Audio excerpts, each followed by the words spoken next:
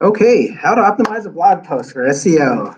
So, just to introduce myself, I'm Dre DeBra from my search marketing team. I lead the global SEO initiatives here for paid and organic.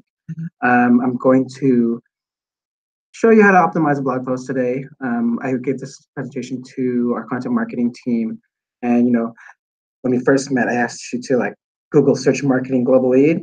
Did you see something familiar there?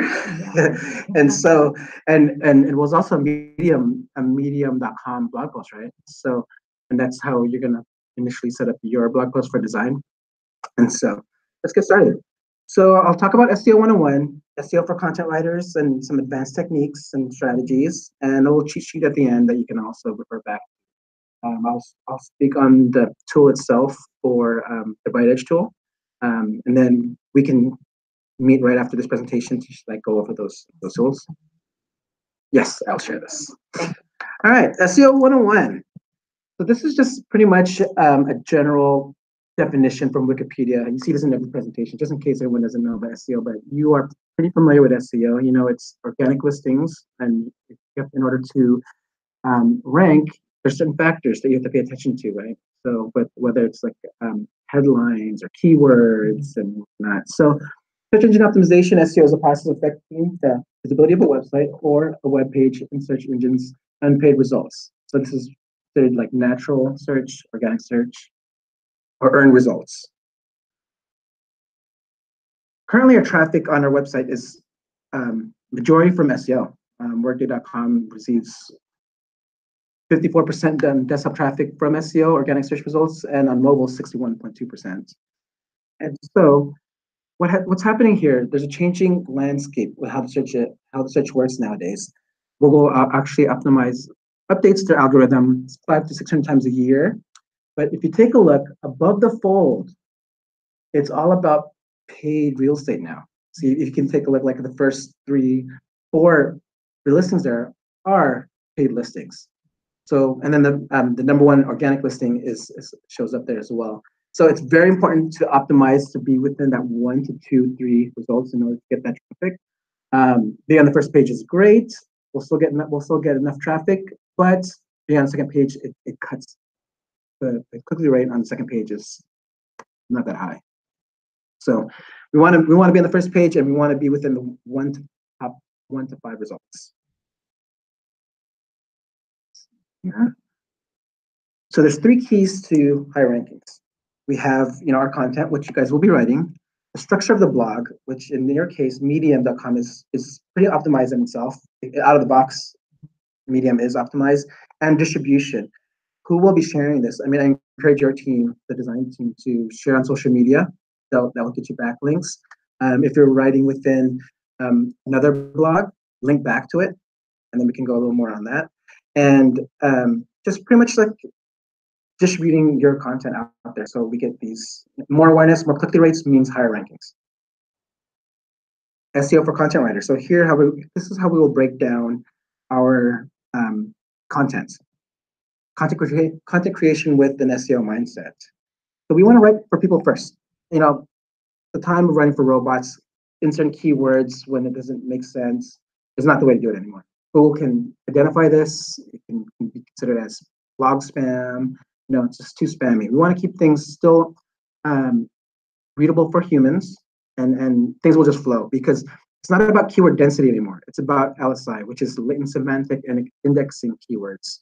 Basically, related keywords, like when you do a search on human capital management, like on Google, they have these related searches on the bottom, or like Google suggests. Those are the keywords that you need to pay attention to. So, like if you want to do design best practices for UX, if you type that into Google and look at the related searches or the search recommendations, those are the things you should include in your overall blog post. And so you would identify these keywords, and there's going to be 2 or 4 of them. So if you search something on Google, you'll see 2 or 4 of them, even sometimes more, like related searches. And then there are 4 places that you want to use these keywords or related keywords. You don't necessarily have to. Oh yeah, so if you take a look at the very bottom, scroll to the very bottom of the page, you'll see some.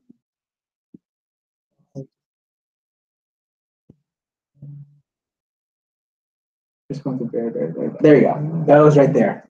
So those suggested keywords or the Google box search recommendations are where you should pick your keywords after your initial search. And so we want to make sure we use these keywords or long tail keywords within the title, headings, in the copy, and within the URL. So in Medium, I believe the title becomes the H1 heading, and it also becomes part of the URL. So it's up to you just to insert it into the copy, just that one time, and then including the related keywords. Yeah, just once. And because that one keyword will be automatically put into the title and the URL, and an H1 tag, Medium will actually do that for you, so you don't have to worry about that. Just include it once within your copy, and those related keywords that you have will be perfect. Yeah. And then at the same time, you will actually be ranking for those keywords as well, because it's more like, you're telling Google that this blog post is about this certain topic, and then it'll catch on. Yeah, long tail. And so one blog post can actually rank for hundreds of keywords or hundreds of searches. And nowadays, it's more about long tail, because like when you go into voice search, like Alexa, you don't just say human capital management. You say, Alexa, what is the best human capital management software out there? Respond. So searches are getting more long tail. They're becoming more questions. And I'll go into more topic research later on the presentation. And so here are the most key important on-page factors. And I mentioned this. Meta title, H1, and URL will be already automatically included within a Medium blog post. And then the body content is up to you.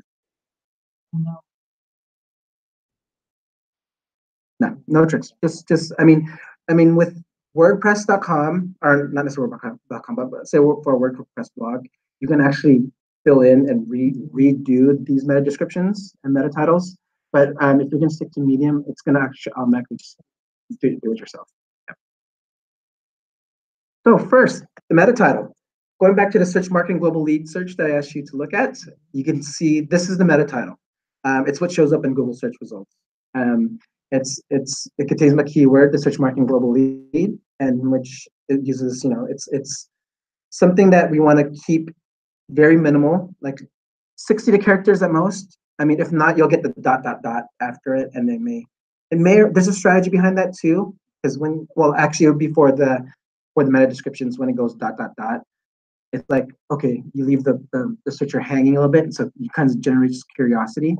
But it all depends on how you customize the meta description. Oh no, first say for the meta descriptions. So yeah, so right now, yeah. So see how if it goes longer, you'll get a ... right after.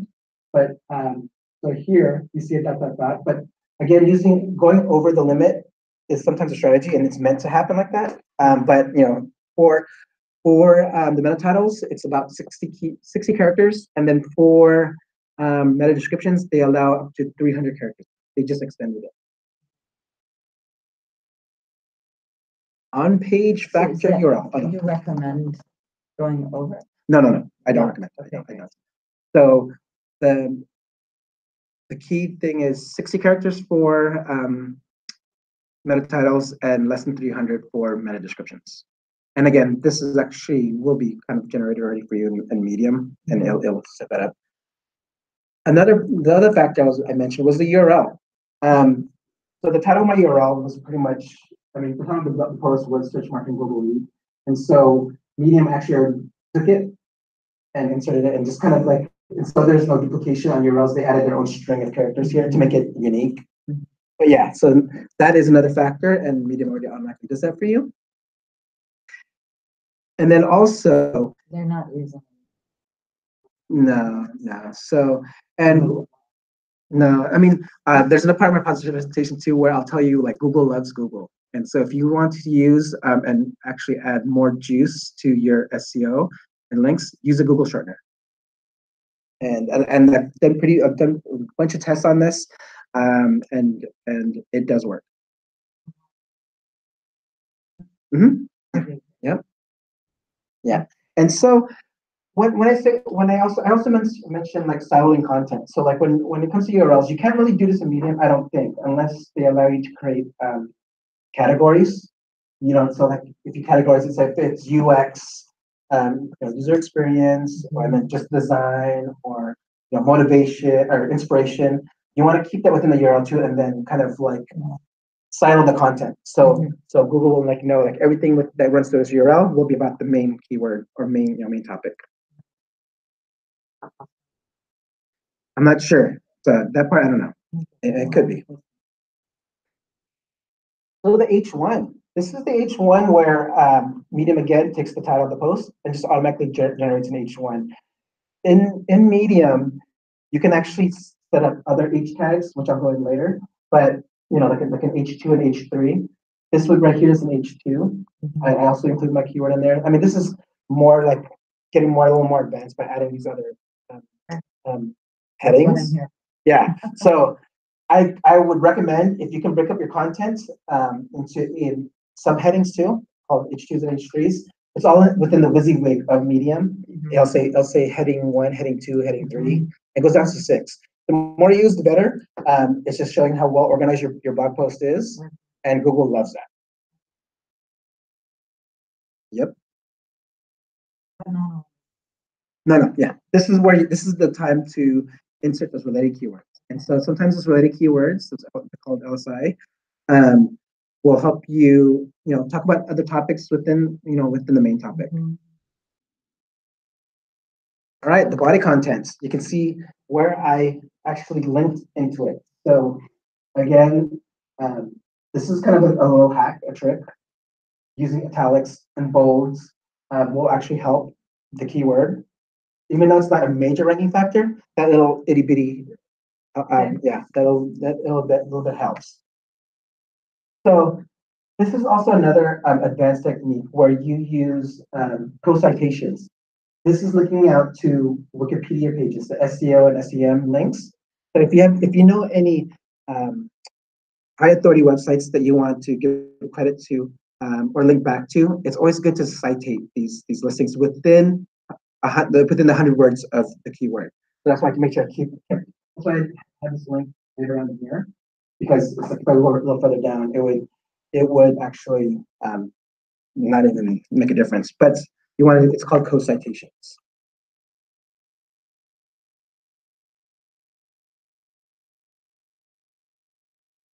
And those were the big four. But there are other page factors which I kind of touched upon, which was the H2 and H3. Those were the subheadings. Co-citations, I did actually touch on that as well.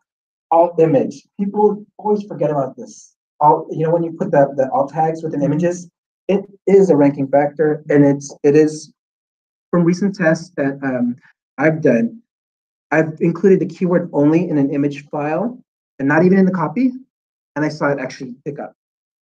So it does matter. I would recommend naming the files or the images with the keyword if it makes sense. And then image alt tag. And the image alt tag is not necessarily a keyword. It could be a sentence describing it, because alt tags are meant for an accessibility issue, right? So if you follow that, you follow that rule, it's like Google, okay, this blog post is actually pay attention of accessibility for others. Boom, extra credit.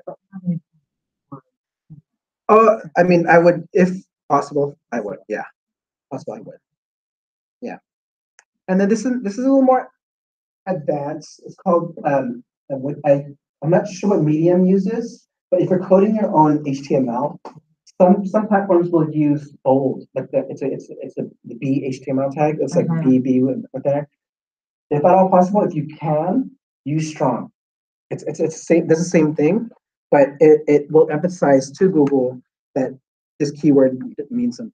It's not necessarily strong is basically like strong HTML tag. So it kind of looks like the alligator. It looks like this. So HTML tag is HTML, right? And then title, then the closing HTML. So in this case, some platforms will do bold, and then this is a keyword, and then closing tag bold, right? So you want, if you have access to doing it yourself, do strong keyword and closing tag strong. And this what it's basically doing is just bolding the keyword and making it look darker on page. Okay, but using it strong. Strong. Yeah. Yes. So if you ever have access to doing that, It basically just identifies the, with the, again, another factor that the blog is about. So this would be a keyword. I mean, if you just need to bold something, and it doesn't necessarily, yeah, if it's just like something you just need to bold and there's no relevance to it, don't even worry about it. Interlinking. You should make sure you interlink blog posts within itself. So a lot of times you'll see related posts on the bottom of other blogs. I'm not sure Medium does it automatically, but if it doesn't, do contextual interlinking. So if there's something that you've talked about previously, within the context, body context, just link to it. So it's within another post. Yes. Yeah. Or can we also interlink? Yeah. Yeah. So that, yeah. Yeah. That's not.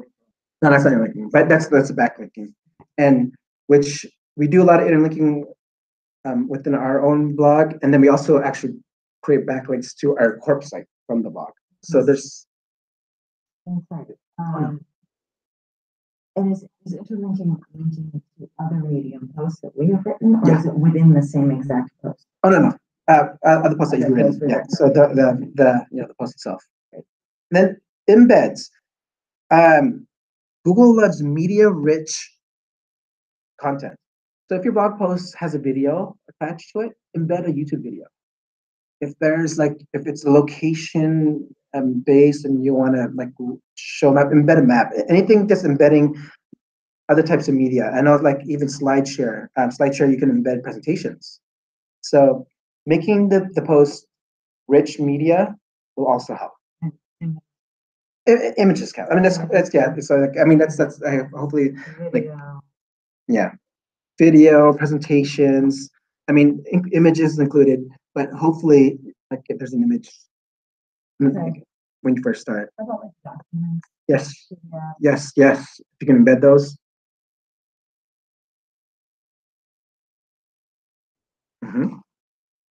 Let's go to a little more advanced stuff. So this is where the tools come in. So SEO Quake is a plugin that you can download for Chrome, and it's great because it actually will show you the keyword volume of searches right next to the keyword, and it will also show you the competition, and it'll say if something is either under 50% chance, 20% chance of ranking something, it'll let you kind of know what your landscape is looking like. And that's also similar to Keywords Everywhere. So SEO Quake is actually a paid tool that we have, but Keywords Everywhere is also a plugin. I mean, you can do the same things with SEO Quake with Keywords Everywhere, but SEO Quake is actually just, you can get more if you pay for it. But both plugins for Chrome are free. So SEO Quake, and then this is called Keywords Everywhere. You do a search in the Chrome store. And do we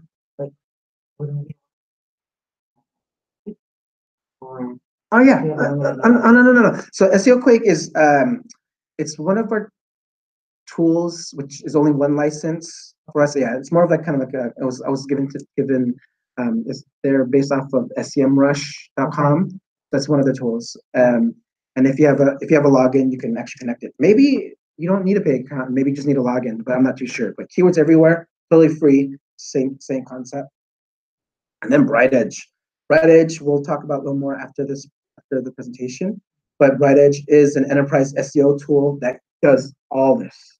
It's you will be able to see certain things and see the competitive landscape, and it'll give you recommendations, and I'll walk you right through it. In addition to BrightEdge? Oh no. I mean it's something. Oh, I like Keywords Everywhere because it'll actually give me something. It'll give me information right off my search results, because it attaches anything you search something on Google or maybe even Bing, that it'll show you the search volume within that search engine. Now, BrightEdge goes a lot more deeper. BrightEdge is not only an SEO tool, but it's on content. It optimizes a lot of content. It gives you content topics, and then and we'll talk about that later. So the proper use of H tags. I know I kind of talked about this earlier, and so when you think about H tags, think of it as a content outline. How you outline your contents. So, your H1 would be your top part, how to make taco shells. And then your H2 would be hard taco shells, and then, and then soft taco shells. So basically do your H tags as if it was a content outline, and you'll be set. LSI keywords. This is something that we've actually talked about. And it is pretty advanced. A lot of people are not doing this. They're pretty much stuff at keywords. This is your advantage. Use related keywords. So this is where at the very bottom where you saw it. And then, so when I said search box recommendations, like when you search, it'll kind of give you like some suggestions. And then there's a website called LSI Graph, which pretty much does the same thing. But I suggest going to Google because, hey, you don't have to you're not doing too much over here. You don't have to do much with it. The sweet spot, if you can, 1,300 words. I know it's pretty long form, but if you use SEO Quake, again, you can see how many words a blog post or a post has within the landscape. It'll tell you, SEO Quake will be able to tell you because maybe it's not 1,300 words that you need, but on average, I've tested that 1,300 words will rank higher than all the other posts. But you would want to do a little more research. You would use SEO Quake to look at the top 10 listings, and I'll tell you, the top post has 900, this middle one has 400, 300, and so all you have to do, if you want to go to compete with the top person, take a look. If it's 900, keep it around 900-ish. And so what you're thinking? No, if you go to like Google and just do a search of a certain keyword that you want to rank for, SEO Quick will let you know what's the word count for each of those pages. And so you want to do something from maybe the top 5 and the average of the top 5, and if not even more. So sometimes there might be content on the subject where it's only 300 to 500 keywords. 300 to 500 words, right? And so maybe you just do something that's maybe 600 words. Just being able to having that edge or no, yeah. Yeah, you can see it. And then so for Yoast, why I have Yoast here is something for WordPress. It's a plugin, and it does the same thing. It'll kind of keep track of how many how many words one has. I mentioned Google loves Google. So embedding YouTubes, embedding these map locations, embedding spreadsheets, and putting Google Slides. I know I mentioned SlideShare, but I actually meant Google Slides. So do Google Slides using the shortener. And there's also, this is getting even more intense and advanced, is that if you go to settings on the Google Documents, worksheets, slides, there's a button where you can say share and have anyone only with the link, anyone can view, or open up to the world. You want to open up to the world, so anyone can find it through search. And this is where you would actually do it. So it's like it would be, you would click share, click advance, click change who has access. Yeah. And just be personal. Workday is fine with us. Well, if it's not like proprietary. Oh no, yeah. But like it's a Google. Oh yeah, well, see, Drive. for us, Okay no. Google, Workday will actually block. We can't even select public on the web. Yeah, we can't. This is if you want to share something on maybe your personal, or if it's something that you upload to your personal Google Drive, you'll share it with the public and keep it open. Oh, I recommend this totally. If we're allowed to share our own documents within our own drive, I would, but we don't. So like something. I'm trying to think. Maybe this may be just for personal projects, and you don't do it here at Workday. But if you can, always keep your documents public. So one strategy what I had was we didn't use in the previous companies. We would write our blog posts within Google Docs. Have the pretty much go there, have the editor go through it. Then after it's polished, we would leave it open for public, have a link, and have the link to the blog post to it. And so it would pretty much mirror the same thing. But yeah, so it's basically giving that Google Doc, giving our blog post link back from this Google Doc because it's public. Yeah. Yeah.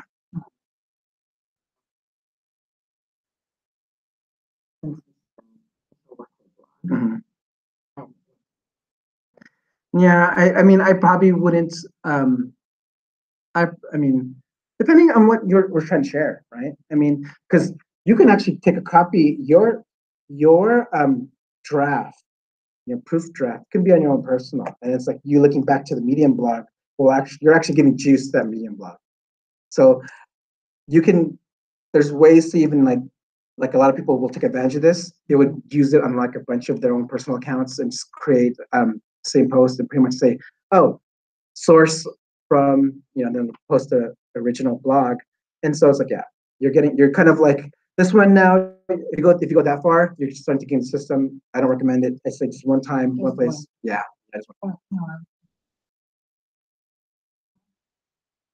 Oh yeah. Putting that into our personal. Yeah. I think I want to talk to the team that's giving us permissions, like our marketing approvals and everything, to make sure that they're cool with it. Yeah. I would totally go through approvals because this is more of something where Best practice. No, not best practice. This is advanced hacks. I would even say best practice because I would even share this to the world. These are little hacks that I've done tests with and seen that move the needle. And so it's something that I wouldn't really kind of one of my SEO secrets. A quick indexing trick, right? If your blog post is not indexed, how can anyone find it? You need to get indexed in Google. So what I do is I go to Google. You can search this yourself. You can go to test for mobile friendly and basically say, hey, test to see if your site is mobile friendly. Input the URL there, submit it. It says, oh, okay, your site is mobile friendly. Then there's a little button that says submit to Google. Hit that button and you'll be indexed within minutes. Yeah, any site. It could be any site. You could do a Medium because depending on how fast Google will index Medium blog posts, we don't know. Maybe you can test it and say, you can do a test, do a site called medium.com/blog post URL. If it doesn't show up on Google, that means it's not indexed. And so maybe you wait a couple of days to see if it does get indexed on its own. And then if it does, totally fine, you don't have to keep on doing it. But if say even a week, you're like, why is this not showing up? Then you need to send the crawlers to this blog post. And then one way to do it is doing this mobile friendly test. Yeah. Yeah. Are you guys doing that on like the workday.com blog? Yeah. Well, depending on how right now Google is actually indexing our blog posts within 24 hours. But there are some core pages that Google will never see or never get indexed for a week or so. I just do this trick. It gets go to this URL. Yeah. And follow it. Yeah. Yeah, the URL. It's copy paste URL. Yeah, you'll be fine. Right. And then, so this is pretty much a public-facing version of what you can do in Google Search Console.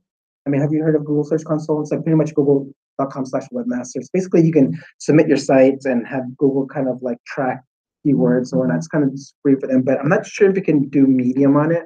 It's only if you own your own blog. So I believe I showed this version because you could do anything. It could be Medium. It could be a Forbes URL. Because some of our Forbes voice URLs weren't showing or indexing, so because we post content in other places. So better to do this. Yeah, okay. Unless you have access and you can verify it's your site and whatnot. Because right now, yeah. Content strategies. I talked earlier about topic research. Topics. Not necessarily searching for keywords anymore. It's more like a long tail. And so what I'm doing for the content team is basically Going on Reddit, Quora, Answer the Public, which is another beautiful site. I love it. This is where it's comes from. Basically, you put in your keyword, and it'll tell you what the questions that people are actually searching. It's answerthepublic.com. Something that I always use and kind of like get some topics there first. I mean, you can put UX design in there. Find out like what you are searching the questions. Yeah. And then another place is Quora and Reddit. I mean, these are just places that I see the search landscape moving to. You know, and especially with voice search, people will be searching more long tails and questions. Types of content posts that rank really well. What is, how to, and again, this was kind of playing off of the questions that we just from the previous slide. And when you write content of what is, how to, will come up on Google's suggested, you know, their suggested platform, where sometimes you'll see like suggestions where I'll have questions right under the top 5 or so, say how is, what, how to. And so by writing content, starting with that, you have a better chance of getting pulled up and get, you know, one of the rich snippets that Google puts out. And it may, sometimes it pulls in websites, sometimes it pulls in Wikipedia, sometimes, you know. Yeah, do you need to start? Yeah, I mean, that's writing for search engines. Maybe this is something you can include within the 8 header tags, but I actually haven't done any tests on that. So, I mean, but again, if it's crawlable, I can assume Google can see it. Roundups. Are you familiar with roundup posts? Basically, if it's like a yearly best 10 posts of year 2017, or you know, basically like almost like listicles, or roundups. So yeah, within your own. And that's one that was one that I kind of mentioned to the content team. I'm like, hey, you know, we only write our posts maybe are like only under 500 words. Maybe you do a roundup of 2 or 3 posts, and boom, you can actually get a little more content on there. So of course the favorite and also Yeah. like Curating. Yeah. So for us, it's going to be tricky because I don't know what the policies are going to be around us talking about other like customers or like referring to like other authority groups. I just don't have that information yet for marketing. And keeping it fresh. Content always ranks. I mean, if your blog's stagnant for a year, there are other posts that were probably ranking well.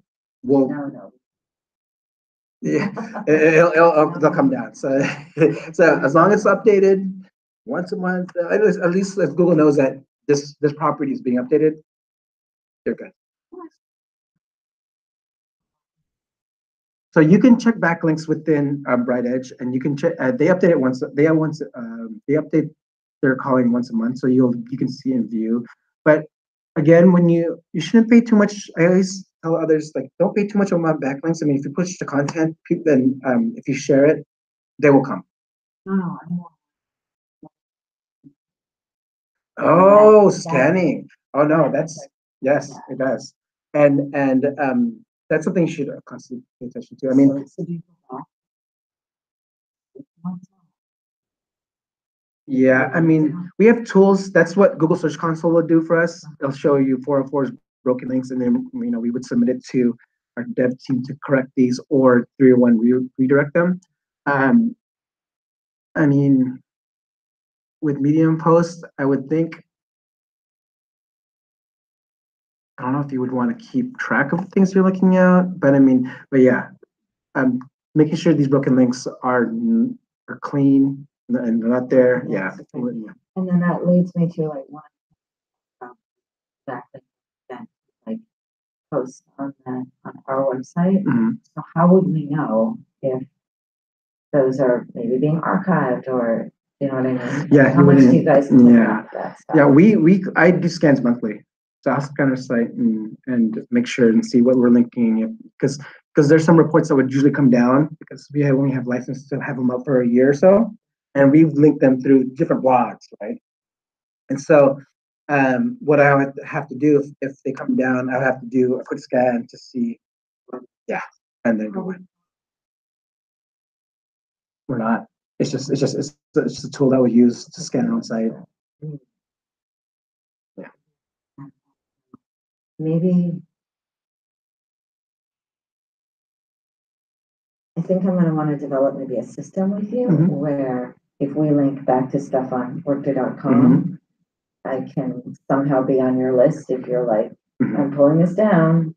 Okay. You ping me or something like that, because I don't want to. If you link to actual assets, I would say are the ones that would cause the most problems. Like say like the gated assets where there would be forms. Yeah. Okay.